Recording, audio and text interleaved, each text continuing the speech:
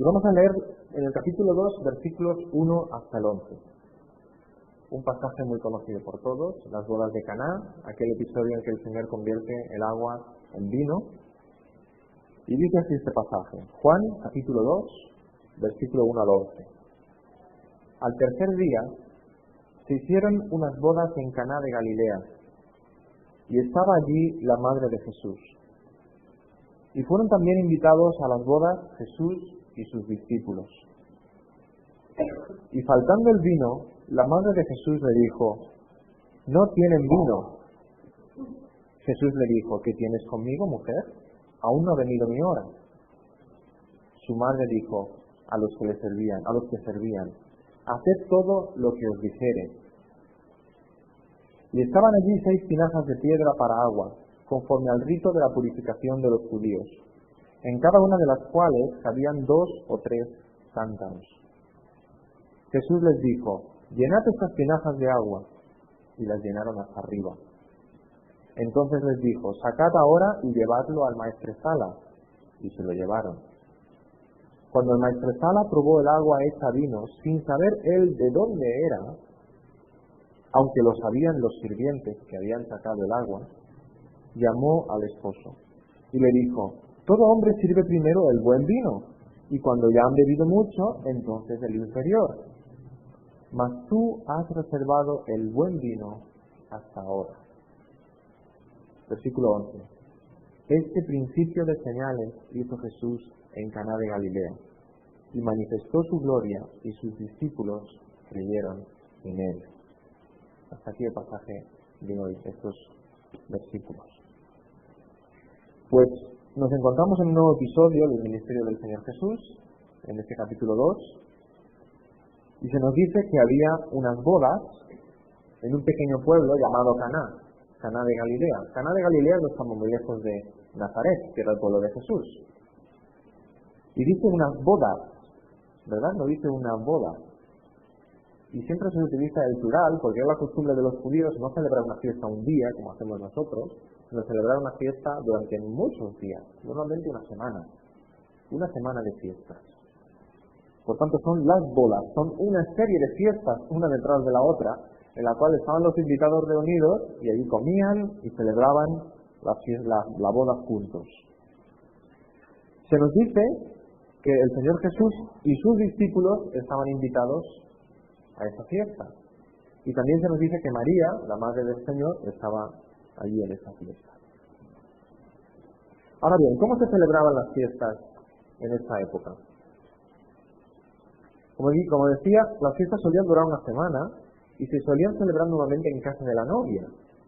Entonces, ¿qué pasaba? El novio, con todo su séquito, trayendo regalos, trayendo presentes, el novio llegaba hasta casa de la novia y entonces allí dentro era la familia de la novia la que recibía la fiesta y hacían de anfitriones. Todos recordamos Mateo 25, la parábola de las 10 vírgenes, ¿verdad? ¿Qué pasó con aquellas 10 vírgenes? Unas fueron prudentes y tenían aceite para sus lámparas, otras no fueron prudentes, no tenían aceite para sus lámparas, y dice que 5 de ellas tuvieron que salir a buscar aceite, y entonces, ¿qué pasó? Llegó el esposo, llegó el novio para celebrar las bodas, y entraron en casa de la novia y se cerraron las puertas, de manera que hubo 5 de ellas que se quedaron fuera de la fiesta. Esta fiesta, tal como lo estamos describiendo, es una fiesta muy grande, ¿verdad? Unas bodas es una fiesta muy grande. Si tenías 100, 200, 300 invitados y estabas durante aproximadamente una semana celebrando la fiesta en la casa de la novia, hacía falta mucha comida, hacía falta mucha bebida para celebrar una fiesta así. Y realmente en una fiesta como esta, donde se quedaran sin comida o se quedaran sin bebida, era una verdadera ruina, era un verdadero desastre. Nosotros, si tenemos invitados en casa y nos quedáramos sin comida, ¿qué haríamos? Cogemos el teléfono, llamamos al pizzero o cualquier otra, ¿verdad? Lo tenemos rápidamente solucionado. Comida extra, no hay problema. Pero en aquella época ni había neveras, ni había supermercados, ni era tan fácil como lo tenemos nosotros. En esta fiesta en la que estaba el Señor, en esta fiesta de las bodas de Caná, si se acababa la comida o la bebida, no era nada fácil volver a conseguir más. Ir a otros pueblos, o ir a vecinos, o ir donde fuera para comprar más alimento o más bebida. Y además, a los ojos del pueblo, el hecho de que en la boda se acabara el vino era un verdadero desastre. Nadie quería que su boda se recordara como aquella boda en la cual se acabó el vino, ¿no? Que todos los vecinos durante el resto de tu vida se estuvieran acordando de qué desastre fue tu boda, qué desastre. Todo esto para ambientarnos un poquito de el problema que se avecina, el problema que se les viene encima a los que están celebrando esta boda. Versículo 3. Y faltando el vino, la madre de Jesús le dijo, ¿quién es la madre de Jesús? María. Y tenemos varios detalles en este pasaje que nos hacen pensar que María tiene en esta fiesta algún rol principal. Parece como si María estuviera en esta fiesta como una especie de coordinadora de la fiesta o de la boda. ¿Por qué? ¿Qué pistas tenemos que nos hacen pensar esto? En primer lugar, en el versículo 1 nos dice que se celebraron unas bodas en Caná de Galilea y estaba allí la madre de Jesús. María ya estaba en Caná. Antes de que Jesús y los discípulos fueran a la boda, María ya estaba allí, probablemente ayudando a la familia de la novia a preparar, a organizar la boda. Puede que fueran familiares, puede que fueran amigos muy queridos de Jesús y de María, los que se estaban casando. Por tanto, María ya estaba allí, en Caná. Otro detalle que vemos en el versículo 3. Y faltando el vino, la madre de Jesús le dijo, no tienen vino. O sea, María es la primera o de las primeras personas en saber que tenemos un problema, que ha acabado el vino. El resto de las personas no lo sabían. Se lo dijeron a María porque María estaba coordinando o organizando probablemente la fiesta en la que estaba. Versículo 5, tercer detalle que vemos. Su madre dijo a los que servían, haced todo lo que os dijere. María da órdenes a todos los que estaban sirviendo a las mesas. ¿Y qué les dice? Obedeced a Jesús, haced lo que Él os dijere. Cualquier instrucción que os dé, seguidla. Por tanto, vemos en estos detalles que seguramente María estaba trabajando, estaba ayudando en esta fiesta como una especie de coordinadora de la boda, estaba ayudando en la boda. Por tanto, es normal que cuando hay ese problema, María sea la primera en preocuparse. No tienen vino, se ha acabado el vino. Ahora, enseguida que María tiene esta preocupación, ¿qué hace? Va corriendo a Jesús. Va a su hijo, ¿verdad? Versículo 3. Y faltando el vino, la madre de Jesús le dijo, va corriendo a él y le dice, no tienen vino. No creo que estuvieran Jesús al lado del comedor y María al otro lado del comedor. ¡No tienen vino! ¿Verdad que no? No querías que cundiera el pánico en una situación así. Al contrario. ¿Qué es lo que probablemente hizo? Fue al lado de Jesús, donde él estaba, y le dijo, Jesús, se ha acabado el vino. Y así, ¿qué hacemos? Se va a arruinar la fiesta. Va a él y le dice, se ha acabado el vino. Vamos a vernos algo curioso en todo esto. No se nos dice nada de José, ¿cierto? No solamente en esta historia, en los evangelios no se nos dice nada de José. Uno lee historias como esta y dice, sí, se nos habla de María, pero ¿dónde está José? Solo hay 2 episodios en la vida de Jesús que se nos habla de José. Primero, en su nacimiento, vemos que José está allí, en el mesón, en el pesebre, porque no hubo lugar en el mesón. Cuando los magos visitan, cuando los pastores visitan, vemos que alrededor del nacimiento José está allí. Y luego recordamos otro episodio en que Jesús tiene aproximadamente 12 años, se pierde, se extravía, y José y María lo están buscando y lo encuentran en el templo hablando con los maestros de la ley y maravillándose de la sabiduría que tenía, ¿no? 2 episodios de la infancia y juventud de Jesús en el cual sale José. No se nos dice nada más de José.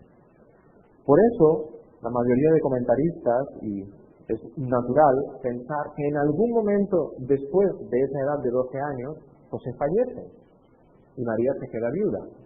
En algún momento en la adolescencia o juventud del Señor Jesucristo. Y no se nos dice más. no aparece en absoluto José.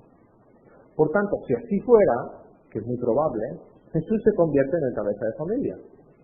Jesús es el hijo mayor, María está a cargo de su hijo Jesús.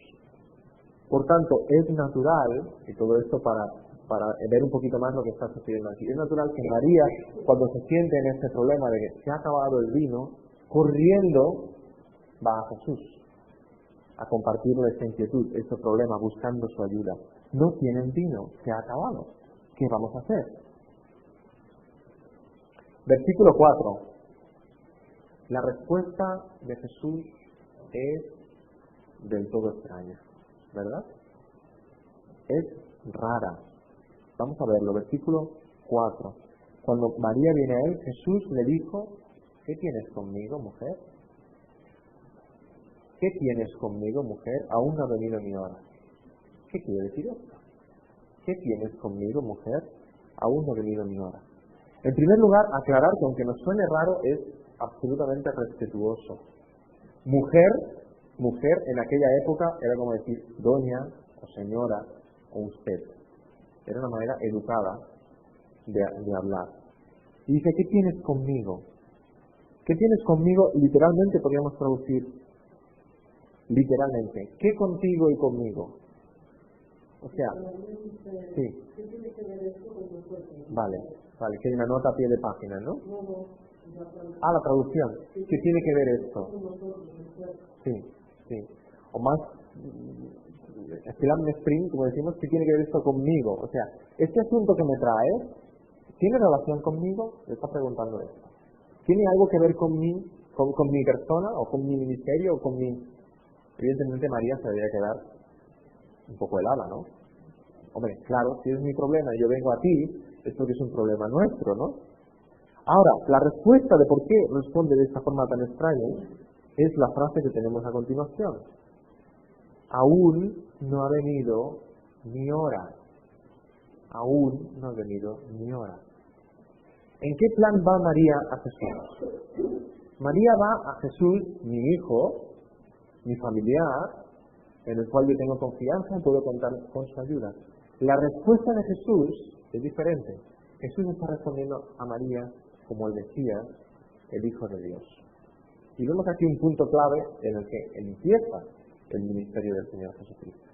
Algo pasaba antes en el capítulo 1 cuando hablábamos de Juan el Bautista, ¿recordáis? ¿Qué decía Juan el Bautista? Hablaba de Jesús, que era su primo, carnalmente era su primo, pero decía: y yo no le conocía. ¿Por qué decía: y yo no le conocía? Porque conocía a Jesús de Nazaret, pero tuvo que descubrir que este era el Mesías, era el Hijo de Dios. Algo parecido pasa con María aquí. María cuenta con Jesús, su hijo, y cuando va a buscarlo se da cuenta de que, wow, este es el Hijo de Dios, es el Mesías, es el Salvador que ha venido al mundo.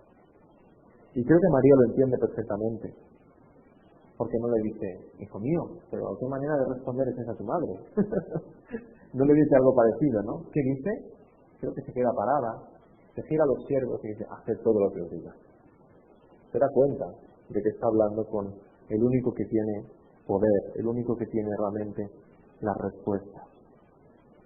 No ha venido aún mi hora, no ha venido aún el momento en que yo he de manifestar todo mi poder y toda mi gloria de forma pública, aún no. Y ahora me vienes con este problema que me está exigiendo hacer un milagro, un prodigio. Aún no ha venido mi hora.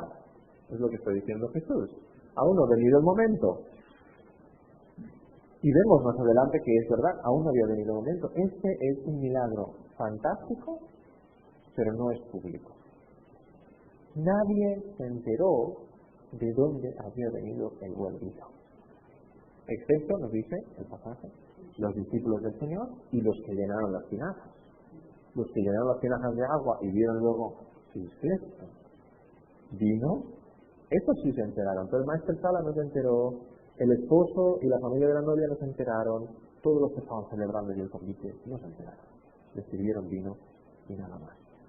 Y este pasaje también nos dice mucho sobre el personaje de María. A veces los protestantes o los evangélicos podemos caer en el error de hablar muy poquito de María. ¿verdad? ¿Por qué? Porque el catolicismo habla mucho de María, nosotros nos vamos al otro lado y hablamos un poquito de María. Este pasaje habla de María, pero ¿quién es María? ¿Qué nos está diciendo de María?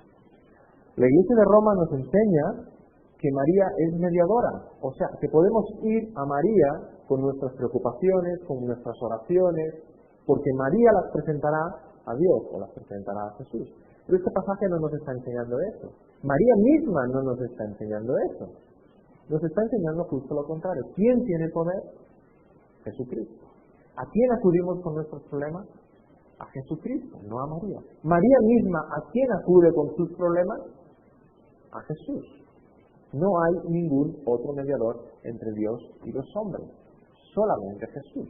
No vamos a María para luego ir a Jesús, para luego ir al Padre. O no vamos a los santos para luego ir a María, para luego ir a Jesús, para luego ir al Padre. Vamos a Jesús para ir al Padre, para tener acceso al Padre. No hay ningún otro mediador, no hay ningún otro puente entre Dios y los hombres. 1 Timoteo 2:5. Un solo mediador entre Dios y los hombres, Jesucristo hombre.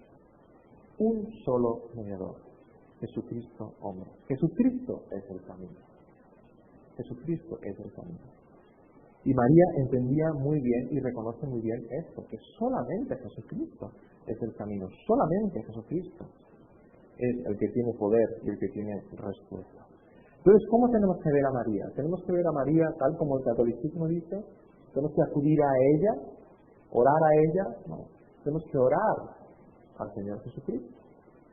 Porque María misma lo hace. María misma como hermana en la fe y como ejemplo en ese sentido, ella misma está acudiendo a Jesús con sus propios problemas, reconociendo sus pecados y sus imperfecciones. Lucas 1. Esa es otra doctrina del catolicismo que no podemos aceptar. María sin pecado concebida, la Inmaculada Concepción de María. María era una pecadora como tú y como yo. Como tú y como yo. Y no lo digo yo, lo dice ella. Vamos a leer Lucas capítulo 1. Lucas capítulo 1.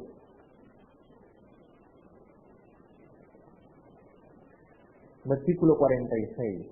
Lucas 1:46. Este pasaje es conocido como el Magnificat de María. María, el Señor le da el mensaje, la buena nueva de que ella va a ser la madre del Mesías. Ella va a tener en su vientre el Mesías. El gozo de María es tremendo. Todas las mujeres judías estaban esperando esa posibilidad, que tal vez yo, esta ilusión, tal vez yo seré la madre del Mesías. Esa era una esperanza de todas las madres, de todas las mujeres judías. Y María se le presenta al ángel y le dice, tú vas a tener en tu seno, tú has sido escogida para tener en tu seno al Mesías. ¿Cuál es la respuesta de María? Lucas 1:46, leemos. Engrandece mi alma al Señor y mi espíritu se regocija en Dios. ¿Qué dice? Mi Salvador. ¿Está reconociendo María que ella es pecadora y necesitada de salvación? Sí. Está diciendo Dios, mi Salvador. Mi Salvador. Porque ha mirado la bajeza de su sierva, pues he aquí desde ahora me dirán bienaventuradas todas las generaciones. Por tanto, miramos a María, como he dicho, como un ejemplo a imitar en este sentido. Ella era muy consciente de sus limitaciones, de su situación y de que ella necesitaba al Señor Jesucristo como Salvador. Y tomamos al pie de la letra las palabras de María en el versículo 5, cuando se gira María y le dice a los siervos, haced todo lo que Él os dijere. ¿Cierto? Eso es lo que queremos hacer. Haced todo lo que Él os dijere. Jesús. ¿Qué hicieron estos siervos? Obedecieron a Jesús en todo lo que Jesús les dijo. Versículos 6 al 8. Leemos. Jesús da las órdenes de llenar 6 grandes tinajas de piedra que hay allí, ¿verdad? 6 grandes tinajas que se destinaban a ceremonias, digo, a ceremonias de lavamiento, ceremonias y ritos de los judíos. Dice que en cada tinaja cabían de 2 a 3 cántaros. O sea que en cada una de esas grandes tinajas cabían de 80 a 120 litros de agua. Y estamos hablando de 6 tinajas, o sea, entre 500 y 700 litros de agua, que luego serían entre 500 y 700 litros de vino. Habría para algunos días más de fiesta. Ahora, cuando el Señor Jesús les dice a estos siervos, llenar esos cántaros, eso supone muchas horas de trabajo. Porque no había agua corriente entonces como para poner la manguera dentro de la tinaja y llenarla de agua, ¿verdad? Probablemente tenían que ir a buscar cubos o cántaros al pozo, y tenían que traerlos, y tenían que llenar esas tinajas. Les están dando una orden que supone un buen rato de trabajo. Ahora, cuando ya tienen esas tinajas llenas de agua, versículo 8, leemos que Jesús les dice, sacad ahora y llevadlo al maestresala. ¿Y qué hicieron estos siervos? Y lo llevaron, ¿cierto? ¿Os podéis imaginar lo que podía estar corriendo por la cabeza de aquellos siervos? Tenemos un gravísimo problema. Se nos ha acabado el vino. Y en vez de salir corriendo en algún pueblo o algún vecino a pedirle vino, el que podamos, Jesús nos dice que llenamos estas enormes tinajas de agua y metemos aquí 700 litros de agua y ahora para colmo nos dice, llevad todo este agua a vuestro jefe, al maestresala. ¿Qué debe estar pensando? Esta es la solución. Esta es la solución a la fiesta. Pobre de nosotros, nos van a despedir. Pero lo hicieron, sin resistar. No tenemos en estos versículos ni una pregunta, ni un comentario, sin resistar. Aquellos siervos cogieron aquellas enormes tinajas de piedra y las llevaron a la maestresala con estos 700 litros de agua. Ninguna queja, ninguna pregunta, ninguna duda, solamente obedecieron. Y hermanos, creo que esta es una de las enseñanzas principales en este pasaje. Debemos obedecer a Cristo tal como estos siervos obedecieron a Cristo. Ojalá leamos la palabra y lo que nos dice la palabra digamos, amén. Eso es lo que voy a hacer. Tal cual lo veo en la palabra, tal cual como el Señor me lo dice. Sin protestar, sin resistir, sin comentarios, sin preguntas. Por fe, lo que tú me dices, Señor, es lo mejor. ¿Quieres que meta 700 litros de agua aquí? Lo voy a hacer. ¿Quieres que se lo lleve al maestresala? Lo voy a hacer. Y luego que descubrimos que el camino de la obediencia a Cristo es lo que trae bendición, lo que trae resultados. Al final, vemos que las grandes bendiciones vienen por grandes obediencias por nuestra parte. El Señor tiene grandes bendiciones para nosotros. ¿Qué nos exige? ¿Qué nos pide? Obediencia. Obediencia a lo que Él quiere que hagamos. Y el más grande cambio y la más grande bendición que Cristo puede hacer en tu vida es cambiar tu corazón. Como Él cambió ese agua en vino, así puede cambiar tu corazón, con la misma facilidad. ¿Sabéis la diferencia entre Jesús y un mago? ¿Cuál es la diferencia? Muy simple. El mago no tiene poder. El mago, el brujo o lo que queráis, no tiene poder. Todos habéis visto en la televisión, en algún reportaje, los brujos estos de las tribus. ¿Qué hacen? Cogen una varita y la pasan por encima cuando quieren hacer algo. No tienen poder en ellos mismos, los necesitan invocar. Que el poder venga de algún sitio. Poder del viento, poder del sol, poder de la tierra, necesitan invocar poder para hacer su brujería, o su prodigio, o su magia. Necesitan una varita. ¿Tiene Jesús varita? No. ¿Hizo algún pase por encima del agua? Así, para convertirla en vino. ¿Invocó, dijo abracadabra o alguna cosa parecida? No. Jesús no necesita invocar ningún poder. ¿Oró al Padre para convertir el agua en vino? Tampoco se nos dice. Él mismo tiene poder. Él mismo tiene poder. ¿Comprobó el agua y la probó a ver si realmente el milagro había salido bien o no? Si el vino era bueno. Ni miró el agua. Dijo, llenad esos cántaros de agua y llevádselos a la maestresala. Ya está. No hay más poder como el poder del Señor Jesucristo, en ninguna parte. Y el milagro estuvo hecho. Con esa facilidad, Cristo puede cambiar tu corazón. De un corazón de piedra, que no siente las cosas de Dios, que no quiere las cosas de Dios, en un corazón de carne, que ama las cosas de Dios. Ahora vemos algo muy interesante en estos versículos.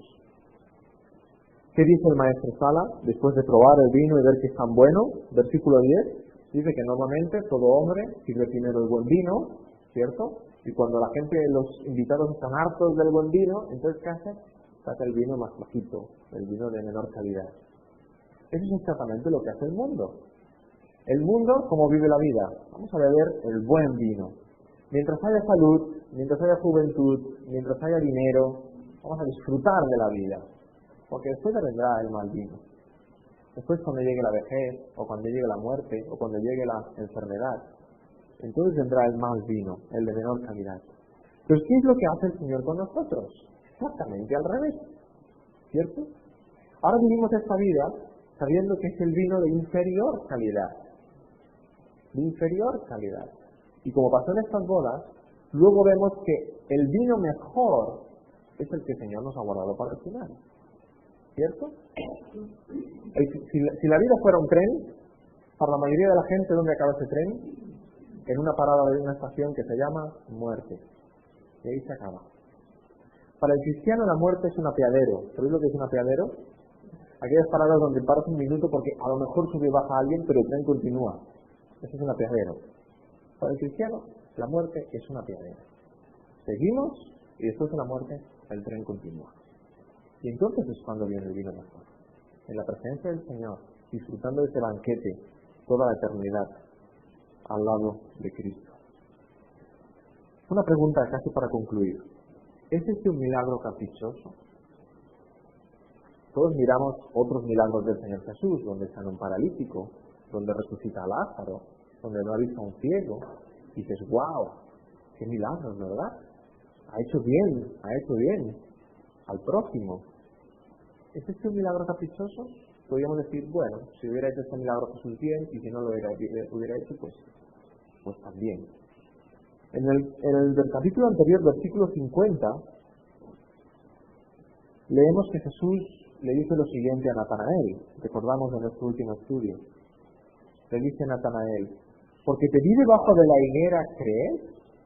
Y a continuación le dice, cosas mayores que estas verás. Y probablemente Natanael fue uno de los invitados que fue con Jesús a la boda. Y Natanael vio cosas mayores. Vio ese agua convertida en vino. Cosas mayores que estas verás. Ahora bien, en el versículo 11, ¿podemos leer el versículo 11? Dice, este principio de señales hizo Jesús en Caná de Galilea, y manifestó su gloria, y sus discípulos creyeron en él. ¿Cómo llama Juan el evangelista a este prodigio del Señor? ¿Lo llama milagro? ¿Cómo lo llama en el versículo 11? Señal. ¿Qué es una señal? Si yo ahora voy conduciendo por una carretera, vamos a ver si estáis despiertos ahora. Si yo voy conduciendo por una carretera y me encuentro una señal de tráfico triangular con el borde rojo y el interior blanco y dentro hay como una línea así dibujada negra hacia la derecha, me avisa de que hay una curva a la derecha. ¿Vale? ¿Es la señal lo importante? ¿Lo realmente importante? No, es lo que viene detrás, es lo que viene después. ¿Qué me está diciendo la señal? Me adelanta que hay algo, hay una realidad que la señal está representando, ¿cierto? O si cogemos un libro donde hay un dibujito, ¿verdad? El dibujito está ilustrando algo, pero el dibujo no es aquella cosa. En ese sentido habla de señal aquí Juan. Cuando el Señor Jesús hace un milagro, no lo llama milagro, lo llama señal, porque ese milagro está hablando de algo, de una realidad espiritual. Los milagros del Señor son sermones. Está predicando a través del milagro. Algunos ejemplos. Cuando el Señor Jesús da vista a un ciego, luego dice, yo soy la luz del mundo. Juan capítulo 8. Cuando el Señor Jesús alimenta a toda la muchedumbre, después dice, yo soy el pan de vida. ¿Habéis visto cómo es alimentado? Pues lo mismo puedo hacer yo con vuestro espíritu. Yo soy el pan de vida. Cuando Jesús resucita a Lázaro, ¿qué dice en Juan 11? Yo soy la resurrección y la vida. O sea que no hay milagros caprichosos en la vida de Jesús. Cuando Jesús hace un milagro, está predicando a través de ese milagro. Y aquí el Señor Jesús se nos presenta como el nuevo Moisés. Todos recordamos cuál fue el primer prodigio que hizo Moisés en Egipto. Convirtió el agua en sangre. ¿Y cuál es el primer milagro que el Señor Jesús hace? Convierte el agua en vino. Diferente, ¿verdad? Moisés es el libertador que va a rescatar a su pueblo. ¿Cómo lo rescata? Con juicio, con plaga y con castigo. El Señor Jesucristo viene a rescatar a su pueblo, a su iglesia, a su Israel espiritual. ¿Cómo lo rescata? ¿Cómo los rescata? Con su misericordia, con su perdón, con su gracia. Es un ministerio de fiesta, de celebración. Ahora, lo más interesante de todo el pasaje, y con esto acabamos, son las 3 primeras palabras. ¿Qué dice? 3 primeras palabras del pasaje que acabamos de leer. Al tercer día. Cuando leemos al tercer día, enseguida la mente se nos va a algo, ¿verdad? A la resurrección. Vemos que al tercer día el Señor resucitó. Y siempre que nos habla en toda la Biblia de los 3 días, lo relacionamos con la sepultura del Señor y la resurrección del Señor. Leemos que Jonás estuvo 3 días en el vientre del pez, y aquello era un anticipo, una señal de algo que iba a suceder. El Señor Jesucristo iba a estar enterrado 3 días e iba a resucitar. Pero creo que hay algo más en este pasaje. Hay algo más. Y la respuesta la tenemos en el versículo 1. Capítulo 1, versículo 1. ¿Cómo empieza capítulo 1? Del Evangelio de Juan. Capítulo 1, versículo 1. En el principio. Y hablábamos en nuestro primer estudio que en el principio Juan está diciendo, ¿a qué nos recuerda en el principio? A Génesis. Génesis 1.1 también empieza, en el principio Dios creó los cielos y la tierra. Juan nos está presentando un nuevo Génesis, una nueva creación, ¿cierto? Pero ahora, ¿quién es el creador? El creador que había en Génesis está aquí, es el Verbo, es Cristo. Y Él está creando, no está creando otros cielos y otra tierra, está creando un nuevo pueblo, que es su iglesia. Empieza un nuevo Génesis. Ahora bien, en el capítulo 1, versículo 19 nos habla de Juan el Bautista y de su ministerio. Y en el versículo 29, ¿cómo empieza? Capítulo 1, versículo 29. El 29, perdón. El siguiente día. ¿Cuántos días llevamos entonces? El anterior y este, ¿verdad? 2. El siguiente día. ¿Qué encontramos en el versículo 35? Al siguiente día. ¿Cuántos días llevamos? 3. ¿Qué encontramos en el versículo 43? Al siguiente día. ¿Cuántos días llevamos? 4. ¿Qué encontramos? Capítulo 2, versículo 1. Al tercer día. ¿Cuántos llevamos? 7. ¿Qué nos está diciendo Juan? Nos ha descrito hasta ahora los 7 primeros días del ministerio del Señor Jesús. ¿En cuántos días creó Dios los cielos y la tierra? 7.